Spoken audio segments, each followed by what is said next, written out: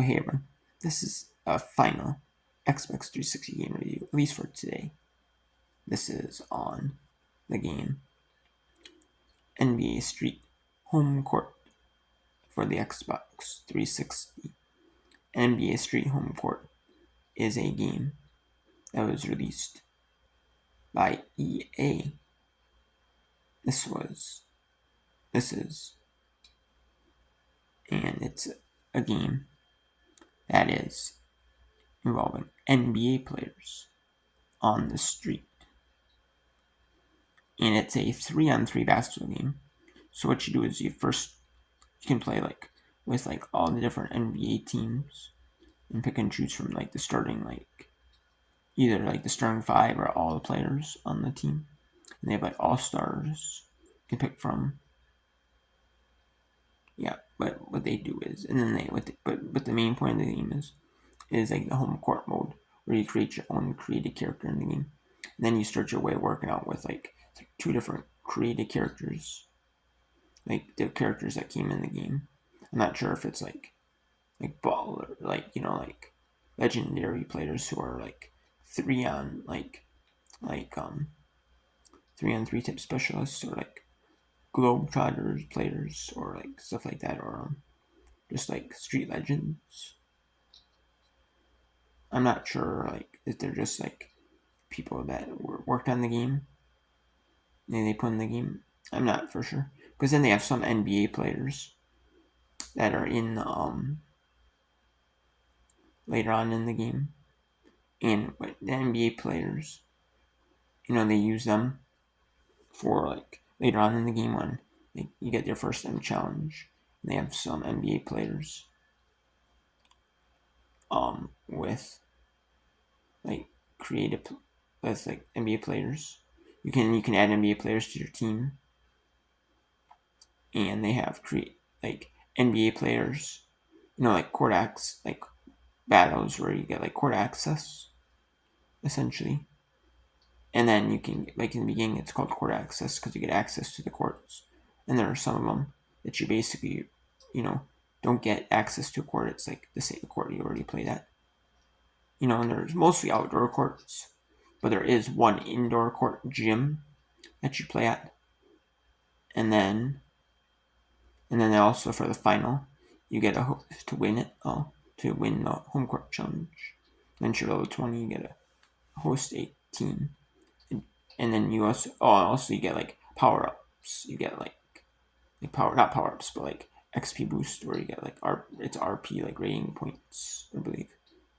But you get that, where you get new shoes, new uniforms. And now you want to wear the one with the most points, because you get most rating points when you lose, or win you get the full amount, but lose you still get some.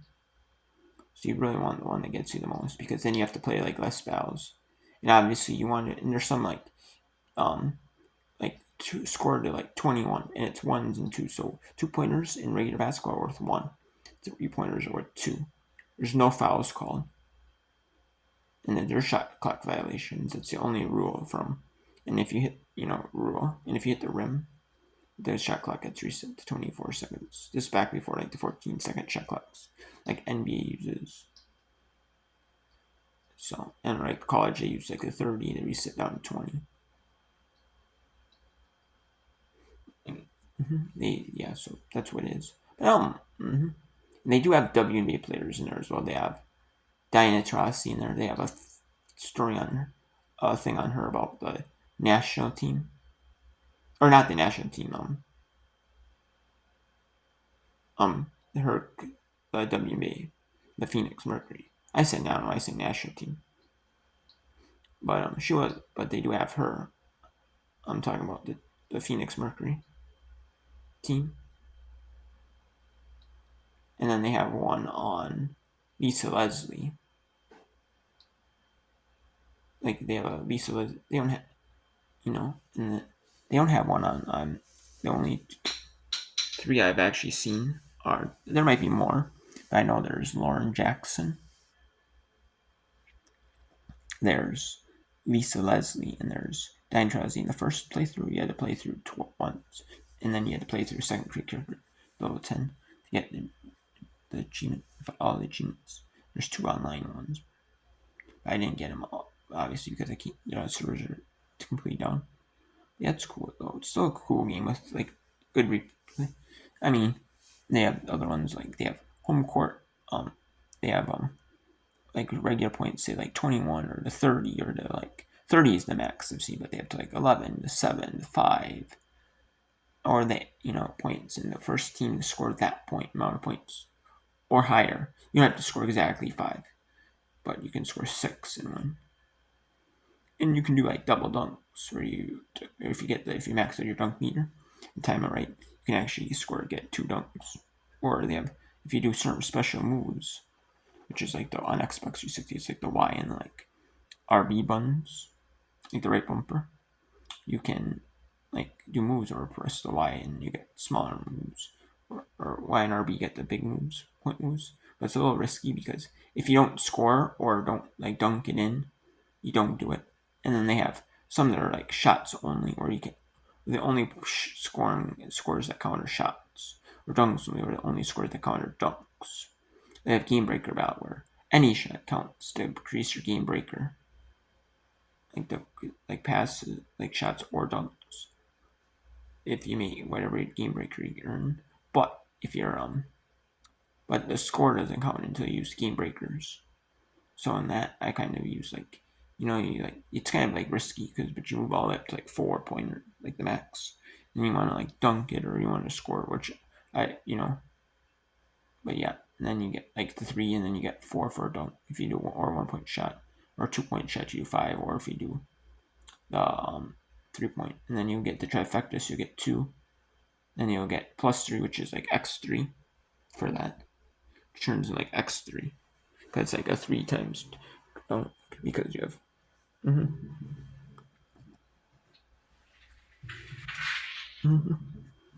So yeah, 3 point dunk, and then and then you'll get 3 points for the 3 dunks. You get +3 for the, so it's like ×2 essentially. For that. Yeah, but it is +3 though. And then you get +3 for the ag bonus. So yeah, I don't mind it. They have like Lisa Leslie said, Lauren Jackson for the Seattle Storm, Lisa Leslie for the Sparks, and Diana Taurasi from the Mercury, the Phoenix Mercury, and they have the your shirts, the other players shirtless, except for the WNBA players. They're like wearing like tank tops or stuff like that, but or stuff like that. So obviously they're not going to go nude. And they could be in like sports bras or something, but it is what it is. I mean, I don't mind it. It's actually a fun game at all. I really like it.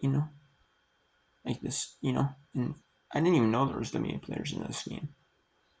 So it's pretty cool that they added that. Like how people are, this was back in the day when WNBA players were more like respected and stuff. Not before, because back in like when they first started out, NBA and WNBA, they wanted to be connected. So they probably like Adam Silver in the league was probably like, oh, if you're gonna make a street game, like hey, in coordination with these, you might add some WNBA players, and get the league going, and they did that. But then like ESPN kind of like stunted the league's growth a lot, like putting names like ESPN2, ESPN News, and mainly more ESPN2, and then scheduling like anything and everything against like darts, like poker, like the World Series of Poker, dart. It's like either live or replays. Not live, but live on like the 30-minute table though. So you can't watch the streaming, even if people are trying to watch stream, get advantage, you can't too much, you know.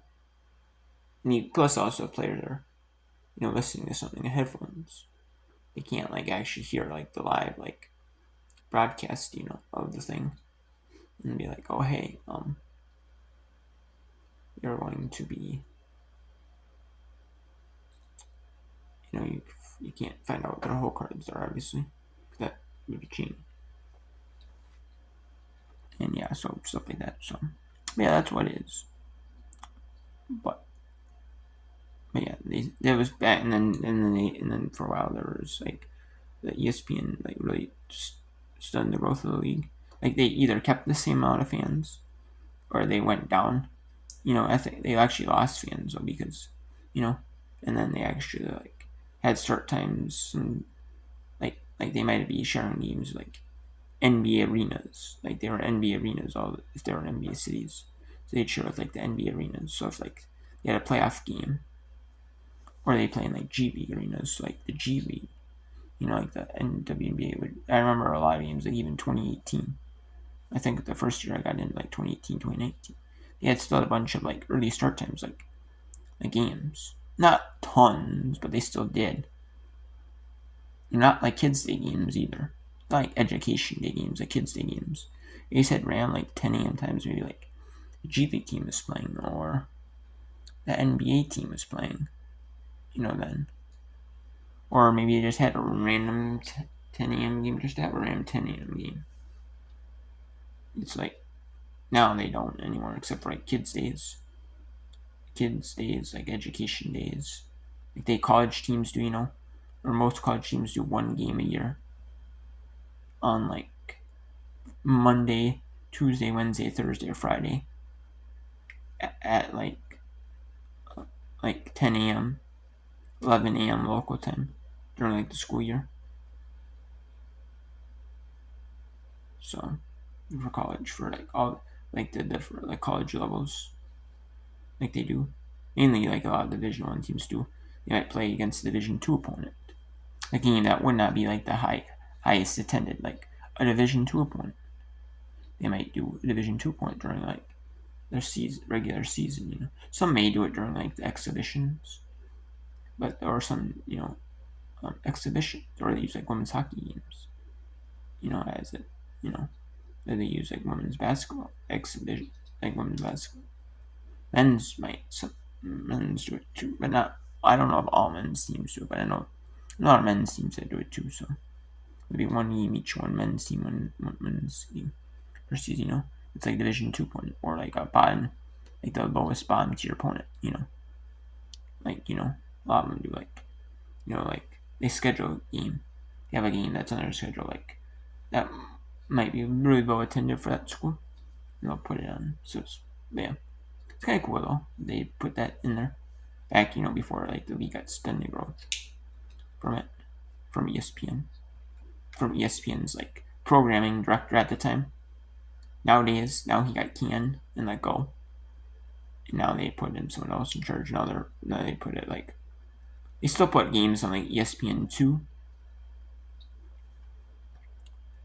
but they didn't put all games on ESPN 2 though. They were kind of like selective with if they had they say going up against the MLB game, then they put on ESPN 2. Okay, but if it was like standalone game, they put on ESPN 2 instead of like they put on ES if it was standalone game. Like they put on ES and they had nothing. They wouldn't like intentionally like counteract every game broadcast with it. They wouldn't put like a darts like a rerun of say first like TV like TV program like its first TV run of like this World Darts Championship or U.S. Darts Championship or Darts regular season or like World Series of Poker like TV event. And they have like the final table condensed down to like say 2 hours of the same element Texas Hold'em tournament, you know. So yeah, it's like the TV premiere of it. But yeah, I don't mind it. I liked it. I really do like it a lot. Actually, it's not a bad game. Not a bad game at all. I really like it. Doesn't I don't know if it has a ton of replay value to it. Obviously, because once you beat the first game, you win the you get the. And I like that they give you like a master skill, like 2 skills you can, like one's at level 5, one at level 15, where you can like increase it to 100 automatically. And like obviously like a cheat code would be to do shooting and to do like dunking. But I did you can add NBA players, WNBA players to your team. But the only thing is if they don't like what you're doing, like favoritism, you can get kicked out. But which happened to me. But even though I was using that player more, but it is what it is. I mean, yeah, that's kind of what it's us. It's a good game though. I really like it though. Not a bad game at all. I mean, there's the replay value. There's not really replay value there.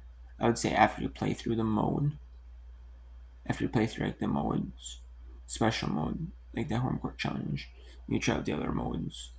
But it's not bad. But I mean, it's still not a bad game though. So, take care.